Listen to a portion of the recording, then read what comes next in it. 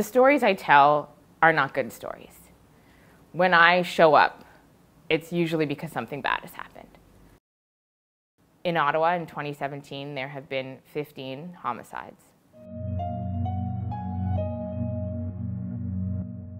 My name is Shaamini Yogaretnam, and I am the police and crime reporter. It's impossible not to be connected to these stories. It's impossible not to feel some of that loss. And obviously I can't imagine the loss that these families go through, but when you live and breathe it, and you live and breathe every single senseless killing in the city, I feel it.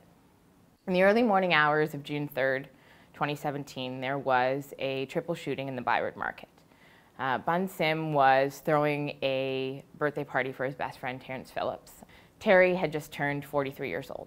And on that morning, as they were leaving the bar, they met with another group, and there was a bit of tension. Sideways glances, words exchanged, the kind of thing that you would think sometimes dampens a good night out, but wouldn't lead to fatal shootings. But that's what happened. So Bun, in trying to stop what seemed to be an escalating situation, was shot. He fell to the floor, and Terry mistakenly thought that his friend had been killed and took off after his assailant. It was at that point that an Ottawa police officer heard the gunshots, saw the commotion, and first tried to arrest the suspect. The suspect continued to flee and eventually turned back and shot Terry dead. Eventually, the shooter ended up inside a Byward Market parking garage, and there was basically a firefight between him and a tactical officer, and the suspect was shot dead. Bun Sim, at hospital, learned that his friend had been shot and was dead.